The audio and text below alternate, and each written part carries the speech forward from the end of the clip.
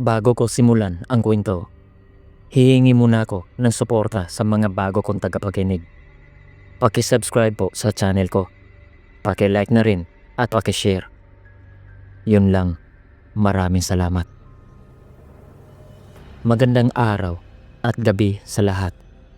Ako po si Ronil at narito ako upang ibahagi sa inyo ang aking karanasan na nangyari sa Malaybalay, Bukidnon noong 1970s. Noong mga panahong yun, nakitira na lang ako sa tita Sandra ko sa Malaybalay, Bukidnon. Magpipitong buwan pa lang ako sa lugar at 3 lang kami sa kanyang bahay. Ako, siya, at ang 19 na taong gulang niyang anak na babae. Sa likod ng kanyang tahanan, may isang maliit na piggery na pag-aari niya. At ang nag-aalaga sa mga baboy ay kami lang ng kanyang kapatid na si Tito Mark, na matagal nang hiwalay sa kanyang asawa at may 2 anak na babae na may mga pamilya na. Ang tahanan ni Tito Mark ay yari lamang sa kahoy na tabla at ito ay nasa harap lamang ng bahay ni tita. Matagal ng byuda ang tita Sandra ko. Isang sundalo ang kanyang mister. Ngunit hindi ito nagtagal sa serbisyo dahil namatay ito sa isang aksidente. Ang kanyang sinasakyang bus ay nahulog sa bangin. Nangyari yun, mahigit 10 taon na ang nakalipas. Nga pala, ang dahilan kung bakit ako nakitira kay tita ay dahil muntik ko na mapaslang ang aking kapitbahay sa Cebu. Itago na lang natin siya sa pangalang Roger. Kilala siyang basagulero at lasinggero sa aming nayon. Wala siyang kapatid at wala na ring mga magulang. Mga pinsan lang niya ang kasama niya sa tahanan. Kasing edad lang kami ni Roger at magkababata. Sa aming lugar, marami ang umiiwas sa kanya. At isa na ako roon dahil mabait lang siya kapag hindi siya nakainom. Ang problema kasi sa kanya, sa tuwing siya ay nasa impluensya ng alak, nag-iiba ang kanyang asal. Nambabastos siya ng mga tao. At ang kadalasang pagtripan niya ay mga dayo. Minsan, naghahamon pa siya ng suntukan sa mga dayo kahit wala namang ginawa sa kanya. Yung katrabaho ko nga ay muntik na niyang sinuntok sa muka dahil hindi siya binigyan ng sigarilyo. Wala sa amin ang nagkaroon ng lakas ng loob na siya ay ireklamo sa barangay dahil halos lahat ng mga empleyado doon ay kamag-anak lang niya. At mayroon pa siyang 2 tiyuhin na alagad ng batas. Kaya wala ring naglakas ng loob na ireklamo siya sa pulis. Ngunit hindi ko inaasahan na darating pala ang panahon na mag-aaway kami dahil sa isang babae lamang. Yung babae kasing nililigawan ko sa kabilang nayon ay niligawan din niya. Pero ang problema, kahit hindi siya gusto ng babae, ay nagpupumilit pa rin siya. Ang babae ay isang negosyante. Siya ang may-ari ng maliit na poultry sa kabilang baryo. At ang kanyang pangalan ay Maris. Simula nang maging kami na ni Maris, hindi ko na nagustuhan ang mga tingin ni Roger. Pakiramdam ko, nagtatanim siya ng sama ng loob sa akin. Dahil sa tuwing nagkakasalubong kami sa daan, tinitignan niya ako ng matalim. Hanggang sa isang gabi, habang bumibili ako ng bigas sa tindahan, hindi ko inaasahan na may masamang mangyayari na pala sa akin sa mga oras na yon. Kasi, nang ibigay ko na ang pera sa tindera, bigla na lang may humampas ng bote sa ulo ko.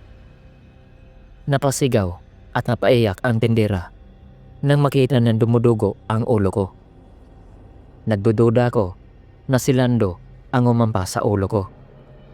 Dahil siya lang naman ang tao na nakita kong galit sa akin.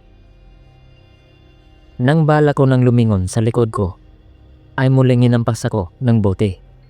Kaya naubusan ako ng lakas dahil dumudugo na ng gusto ang aking ulo. Unti-unti na rin akong nawawala ng balanse hanggang sa ako'y natumba at nawala ng malay. Kinaumagahan, pagkagising ko ay nasa ospital na ako. At buti na lang, Hindi ako nagka-amnesia o nawalan ng katinuan. Umiiyak sa tuwa ang mga magulang ko nang sila'y makilala ko pa. Pagkaraan ng isang buwan, nang gumaling na ang sugat sa ulo ko, tinanong ko ang tindera sa tindahan kung nakita ba niya kung sino ang humampas ng bote sa ulo ko. Nung una, nag-aalangan pa siyang magsalita. Pero sa kalaunan ay nasabi rin niya. Kaya hindi pala ako nagkakamali. Tama ang kutob ko na si Lando lang talaga ang makakagawa nun para sa akin. Isang gabi, nang makita ko siyang nag-iinom ng alak sa tindahan, kumuha ko ng 2 bato mula sa labas ng aming bahay at naglakad ako sa madilim na daan sa kabila. Sinadya kong doon dumaan upang makalapit ako sa kanya nang hindi niya mamamalayan. Ang daan na tinatahak ko ay paikot at ito ay patungo sa kanyang likuran. Nang malapit na ako sa kanya, hindi na ako nag-atubiling isakatuparan ang aking balak. Bahala na kung hindi na kami magkikita ng aking kasintahan. Basta ang mahalaga ay makaganti ako sa kanya. Nang ihampas ko sa kanyang ulo ang hawak kong 2 bato, agad siyang napaluhod sa lupa. At nang siya ay susubok na tumayo, muling hinampas ko ulit ng bato ang kanyang ulo. Kaya siya ay bumagsak na sa lupa. Nung mga oras na yon, hindi na siya nakasigaw o nakahingi ng tulong dahil nawala na siya ng ulirat. Kaya yun ang dahilan kung bakit umalis ako sa aming lugar. Dahil 2 bagay lang ang mangyayari sa akin kung nanatili pa ako doon. Siguradong ako'y makukulong o mamamatay. At yan ang ayaw kong mangyari. Dahil talagang ikasasaya niya kapag nangyari yun sa akin. Kahit nasa malayo na ako, labis pa rin ang aking kasiyahan. Dahil halos bawat buwan ay nag-uusap pa rin kami ng aking nobya sa pamamagitan ng mga sulat. Isang hapon, pag-uwi namin ni Tito Mark mula sa palengke, nakita ko si tita sa labas na may kausap na babae na halos kasing edad niya. Papasok na sana si Tito sa tahanan, ngunit tinawag siya ni Tita Sandra. Pati ako ay tinawag din. Nang kami ay lumapit, agad kaming tinanong ng babae kung pwede ba kaming maging tagabantay ng bangkay. Dahil namatay raw ang kanyang asawa at huling lamay na mamayang gabi. Dahil sa matalik na kaibigan ni tita ang babaeng ito, ay hindi na kami nag-atubiling pumayag ni Tito. Bago umalis ang babae, tinanong muna namin siya kung ano ba ang meron sa kanyang asawa at bakit ito kailangan pang bantayan. Ngunit ang kanyang sinabi ay mamaya na lamang niya ipapaalam sa amin kapag naroon na kami.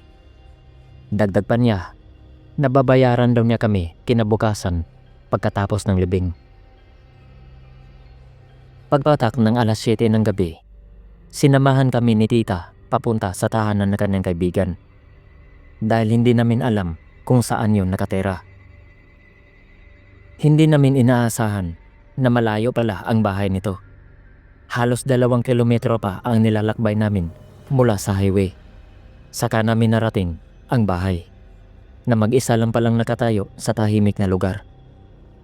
At sa mga oras na yon ay marami na ang nakikiramay. Ang iba ay abala na sa pagsusugal. Hindi naman masyadong maganda ang bahay. Sakto lang din ang laki nito. Pero ang mga kagamitan sa loob ay halos mga antigo. At yung ibang gamit ay parang panahon pa ng mga Kastila. Ang kaibigan ni tita ay may 2 anak na babae. At sila ang naglilingkod ng kape at tinapay sa mga panauhin.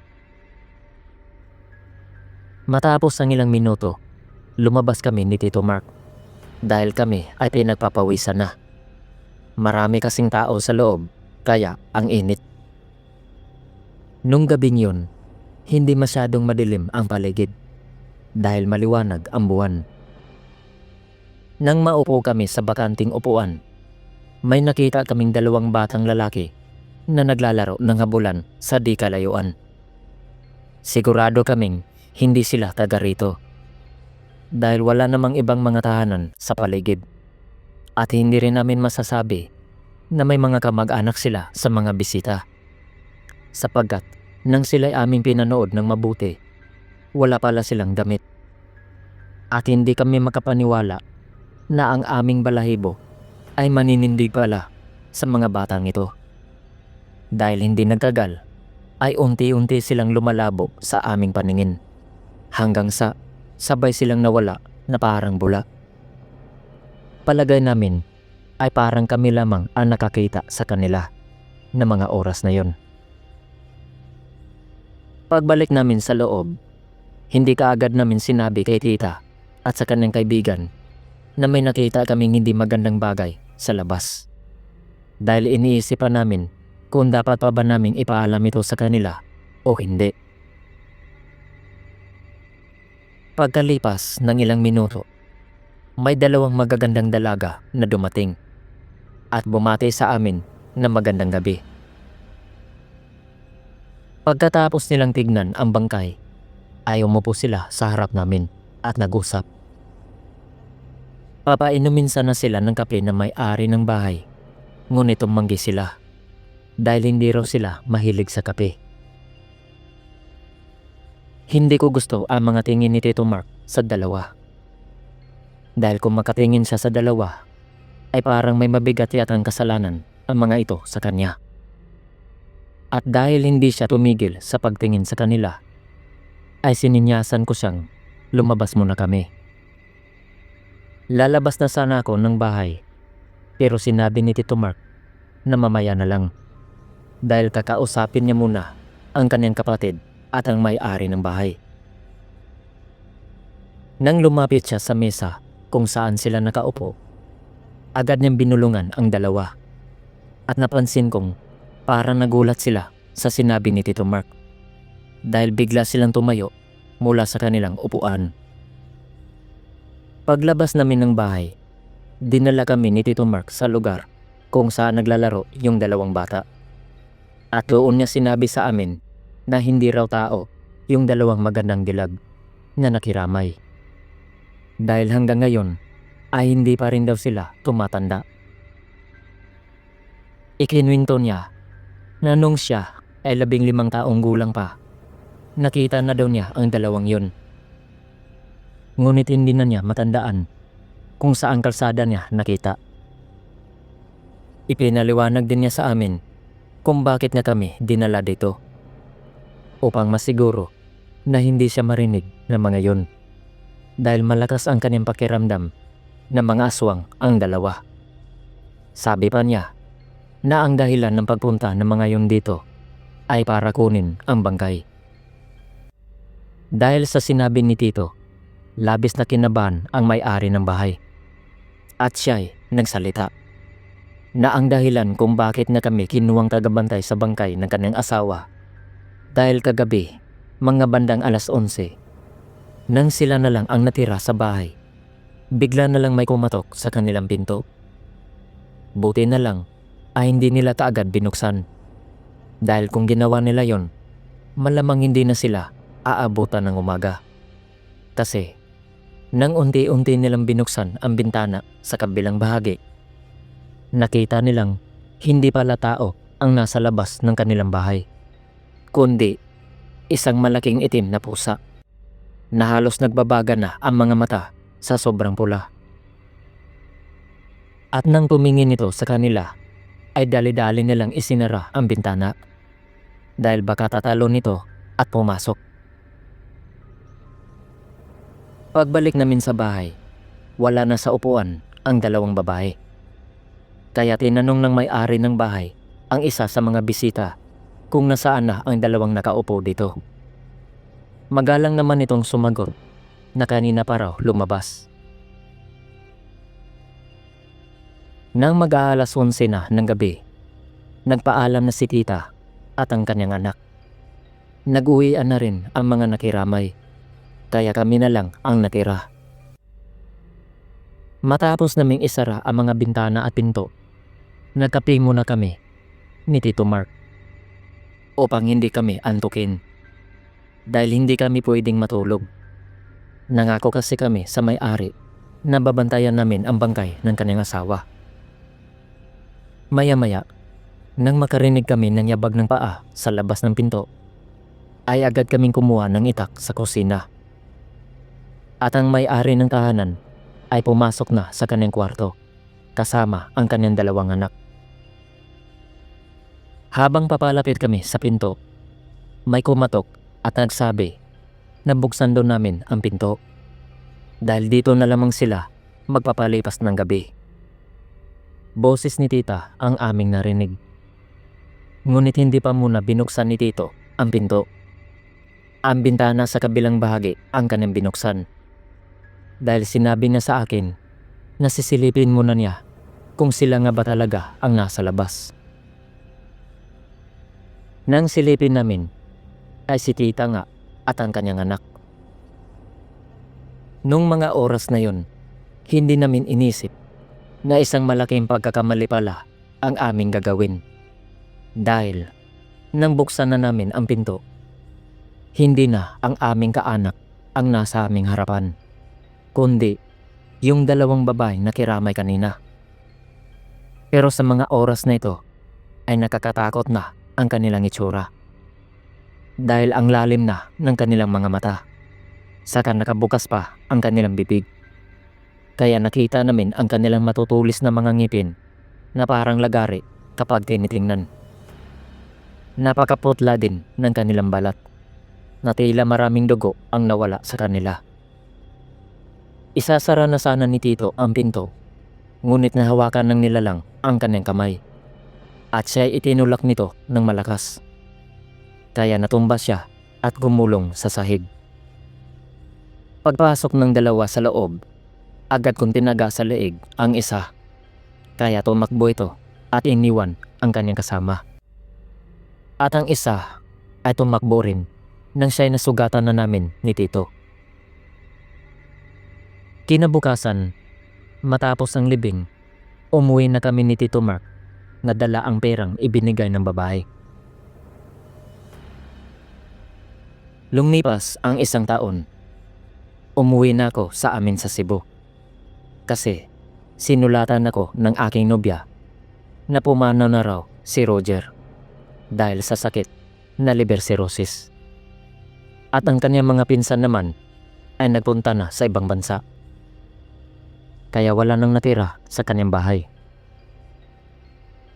Malaki ang aking pasasalamat sa Panginoon dahil nagkasama kami ulit ng aking nobya at nagkatuluyan.